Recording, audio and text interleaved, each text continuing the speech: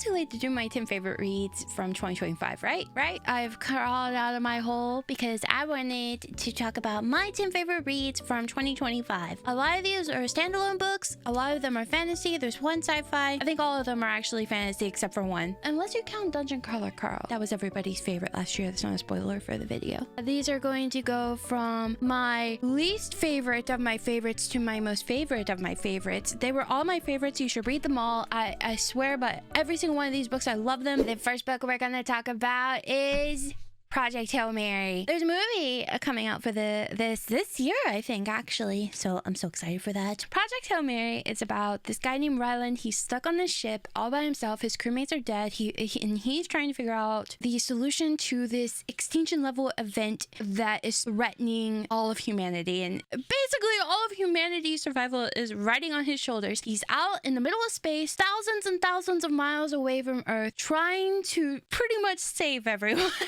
Except when he wakes up from his cryostasis, he doesn't realize, I think it's cryostasis, he's been asleep. And when he wakes up, he doesn't have any memories. So he's trying to figure out what's going on, what happened to his crewmate. You kind of go through a then and now timeline, trying to figure out what is happening and puzzling everything together. I love the way this story was told. A lot of the themes are explored in this book are friendship and survival. If you do end up reading this and you have the opportunity, try the audiobook. I think the audiobook for this was really well done. The narrator did such a good job. It's really funny. Andy Weir has a really witty sense of writing style. I tend to get really intimidated by sci-fi books, but this one I think was really accessible. He's going over a lot of like the sciencey stuff in it, but it's done in a really approachable, fun way. The next book is Sunrise on the Reaping, the newest installment in the Hunger Games series. Now, I did not know that Suzanne Collins was still writing books in the Hunger Games series, and this one is following Haymitch's story. Haymitch was Katniss's mentor, but this is following his Hunger Games. I think this may be one of the only books that has ever made me cry. I was so sad after reading this. This series is so brutal, but like in the best way. Suzanne Collins only writes these in her words when she has something to say, and this one deals with the effects and power of propaganda. The way we got to learn more about Haymitch, I feel like it didn't take away anything from his character. It added so much more to his character. It stayed true to him. I always get afraid when prequels are written that they will not live up to the original, but this one really did. I think Suzanne Collins did such a good job on this. The next one is Catabasis by R.F. Kuang, or Catabasis?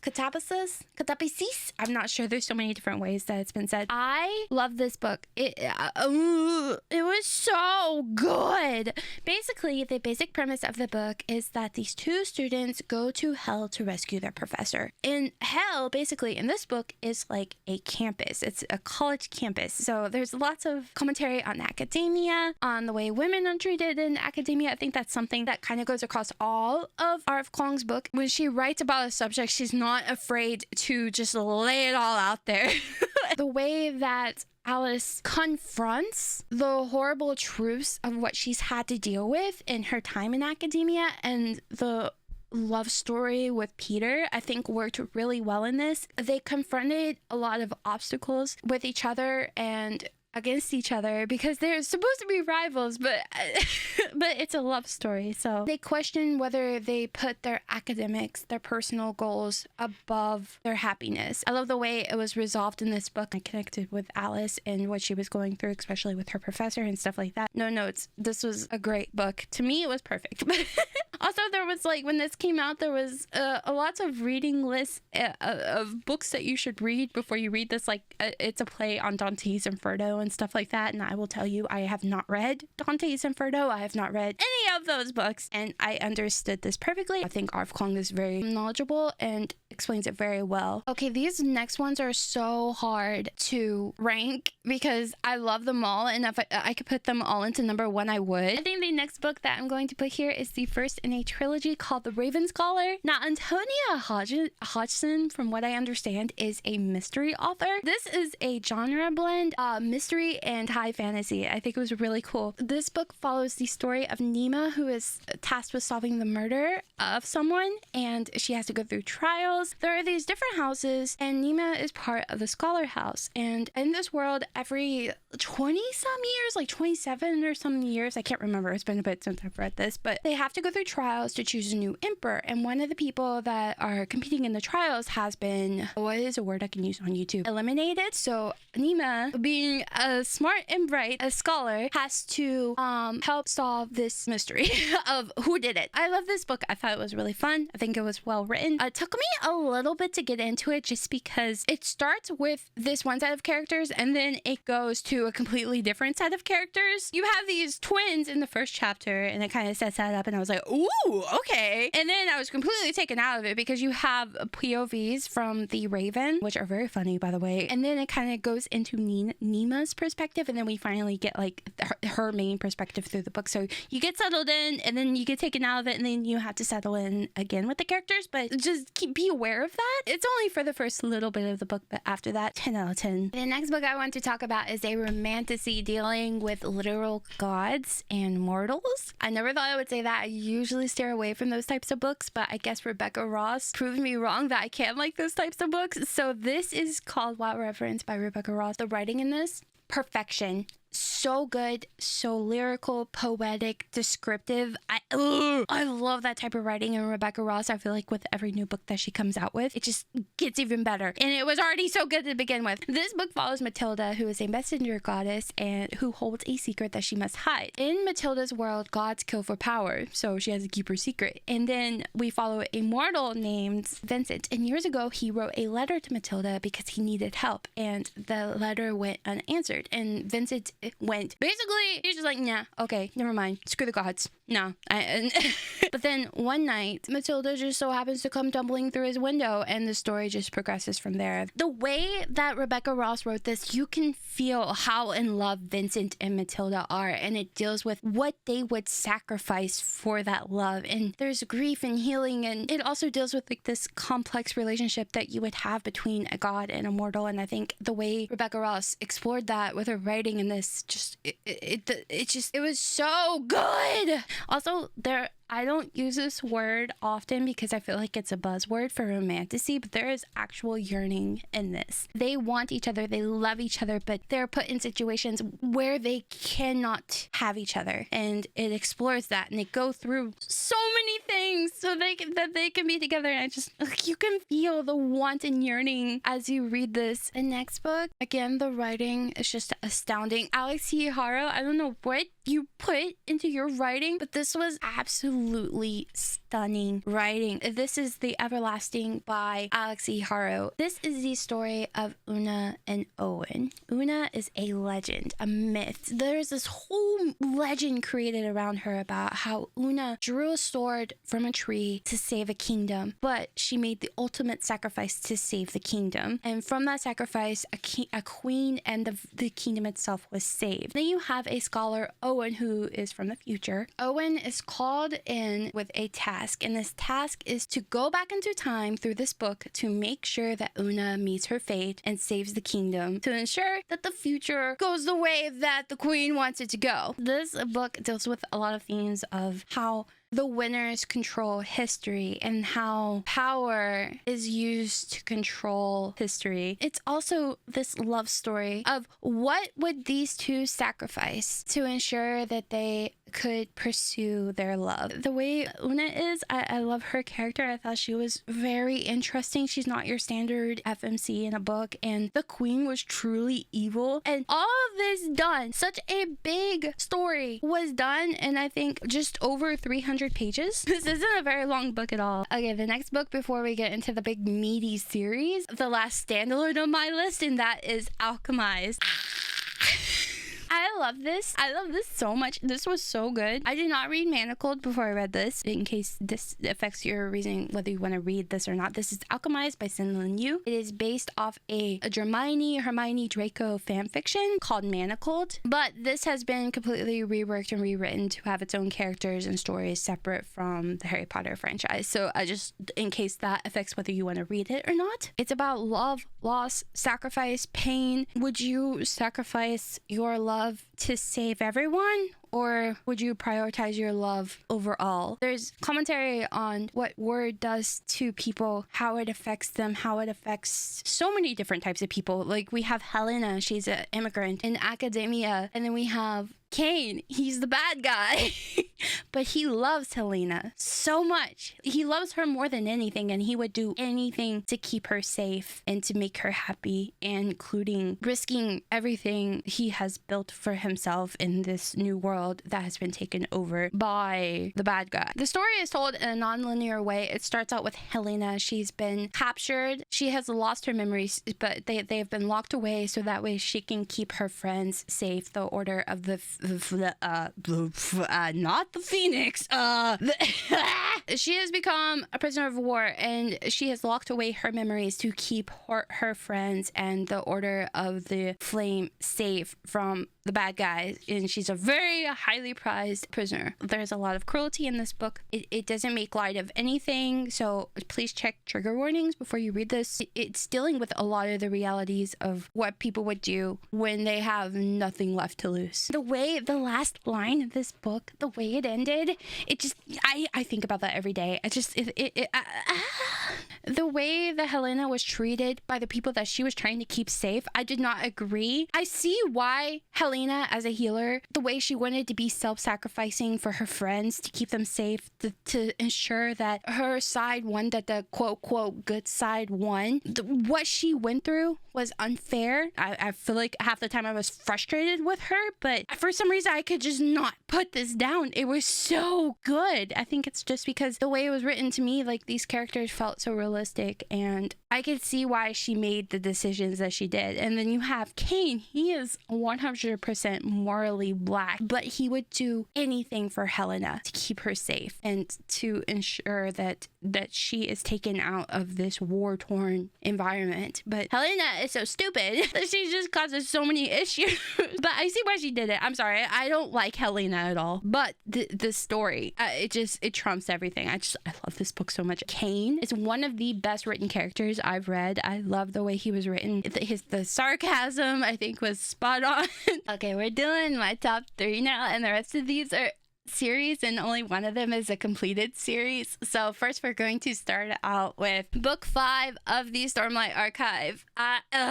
Brandon Sanderson, my favorite author ever. I did not think anything could beat out Mistborn for me, and then I read Way of Kings. I was like, oh. And then I read Words of Radiance and Oathbringer, and then I hope I got the order right, but I just kept reading these, and they just kept getting better and better and better. And then the Stormlight Archives are one of the best series I've ever read. I love this. No notes. 10 out of 10. When in Truth was a good conclusion to this arc. Some people are a little wishy-washy with this. A lot of people didn't like it. I thought this was paced really well. I had a lot of fun with it, even though it's really freaking long. It's like 1,300 pages. These characters, Kaladin, Adolin, Shallan, Yasna. How do I explain what the Stormlight Archives are about? The story takes place on a storm-ravaged world called Roshar. The storms have basically shaped everything about the world, including the animals and the magic system, just everything. You have 3 main characters, which would be Kaladin, who's a slave of Bridge 4. You have Dalinar, who commands armies. And then you have Shallan, who is my favorite character. I love her so much. She is a scholar who is trying to steal something from Yasna. There's a lot of political maneuvering, lots of epic battles, the magic system, the Knights Radiant. I'm so sorry. There's so much in these books, it's really hard to explain. Kaladin is dealing with mental health, and it's just, his journey is so beautiful. Shallan is dealing with her own mental health problems. Dalinar he's trying to figure out how to navigate his newly found powers and how to unite the fractured Alethi kingdoms. There's literal gods and all the crossovers. This is Brandon Sanderson's magnum opus, and all the crossovers convene in these books, and it's from the Cosmere, and it's so good. I can't wait for book 6, even though it's not going to be coming out the next few years, but at least we'll get Ghost Bloods. Okay, the next book, funnily enough, is another Brandon Sanderson, mainly Robert Jordan book, but it's A Memory of Light. This is the last book in the Wheel of Time series. I can't believe this made it onto my favorite list for 2025. The whole series. I have to do the whole series, but this one, I think it's just everything was tied up so well. The Wheel of Time, I had so many ups and downs with it. The slump, I almost DNF'd the whole series. The slump hit so hard with books 7 through 10, and then when I picked up 11, the way Robert Jordan just like snapped back into it, and like we got going with the characters, things were finally moving again. The battles, the way the character arcs tied up, Brandon Sanderson took the reins of this series and did his best to stay true to Robert Jordan's vision for this. It was a masterclass in writing. As I went through the series, I could see how a lot of tropes in modern fantasy, I feel like, were taken from the Wheel of Time. I did not realize it as I was going through it. I was just like, oh, this is like this book, or this part is like this book. Oh, the Aes Sedai are like this. The standout character for me in the Wheel of Time was Egwene. The way her character arcs and everything wrapped up, the way she really came into her own and she stopped boxing Rand's ears or stopped trying to be the mother of the group. When these characters, when their stories were finally moving forward, especially in those last 4 books, Perrin, Mat, Rand, Egwene, Elaine, all of them, it was so good. It's kind of funny because at the beginning I disliked this so much that, but by the end these became like comfort reads for me. I want to do a reread of the series because I love it so much, and now that I know how it ends, it makes me want to go back through it and just reread my favorite moments and like the parts that really stuck out to me. And I feel like I learned so much from this as well. And Robert Jordan is a fantastic writer, and I think really after book 1 the series really came into its own. I feel like book 1 it stuck true to a lot of the tropes from The Lord of the Rings, but book 2 is when I think the series really came into its own. And then book 11, 5 out of 5 for of the last 4 books. Perfection. Okay. I feel like this might be a lot of people's favorite book series from last year, but I love this book series so much. It's a comfort for me. It's funny. It came at a really hard time, and it made me laugh when I was sad, and that is Dungeon Crawler Carl. Dungeon Crawler Carl follows Carl and his cat. One day, the earth is taken over by aliens, and the buildings are all flattened and put underground, and anyone who's inside the buildings are eliminated. Anyone who survives has to enter into this alien reality show game, and if you enter, you are at risk of being eliminated as well. We follow Carl and Princess Donut as they navigate through each floor of the dungeon to see who will win the reality show. When I first read this, I was questioning a lot. There was no way that I should have liked this because it's just not something that I would normally gravitate towards the game system. While I love games, I didn't think it would be something I would want to read. But then the further you get into the series, each book gets better. Once you get past the initial setup and kind of figure out what's going on, this one's 5 out of 5. And then the next one's even better. And then you get to the inevitable ruin and you're like, my life is ruined. There's no more until the next book comes out. The Parade of Horribles doesn't come out until March or May. Carl is such a strong, cool character. This is funny. It's witty. There's so much like pop culture references in it. The audiobooks for this, Jeff Hayes, it is a masterclass. The way Jeff Hayes narrates the audiobooks are so good. So if you find yourself wanting to read this and you have the opportunity, get the audiobooks. The audiobooks are amazing for Dungeon Crawler Carl. When I went to Dragonsteel, I got to meet Jeff Hayes. He was just chilling out and he was signing people's books. So I got Matt Dinnemans to sign it, and I got Jeff Hayes to sign it as well. So it's my first book is signed by both of them. So this is my prized possession. I will never give it up for anything in the world. You will have to take this out of my cold dead hands if you want it. I can't believe I got it signed by both of them because I think both of them, like the way they interact with each other. Matt will purposely write things for Jeff Hayes to say like ridiculous things, and I think it's something that's so cool about Dungeon Crawler Carl is the way that it's written. Matt Dinneman is a pantser, which means he doesn't really pre-plan anything. He doesn't know how the series is going to end. None of this is really, I think he's probably got like a vague idea of what's gonna happen, but and I just think that's so cool. He's a pantser, and I think that makes sense for like a video lit or video game type of book, because when you're playing a game, you're really thinking on your toes. So I think that really adds to the book in terms of like the lit RPG part of it. I am so happy to see that it is so popular. It's insanely popular. I feel like every time I go to Barnes & Noble, someone is talking about it. There's gonna be a show in a webcomic. I think it was a webcomic, but it's being printed. I think this deserves 100% of the hype. It is so good. It's so universally good for so many different types of people. So those were my top 10 books from 2025. I hope you got at least one recommendation from this video. What were some of your favorite reads from last year? Please let me know down in the comments. I need more book recs. And if you like someone who reads a lot of fantasy and romantasy and likes to talk about them on the internet and VTubers, follow me. If you like games, follow my gaming channel. All right, I'll see you guys in the next video. Thank you so much for watching. Bye!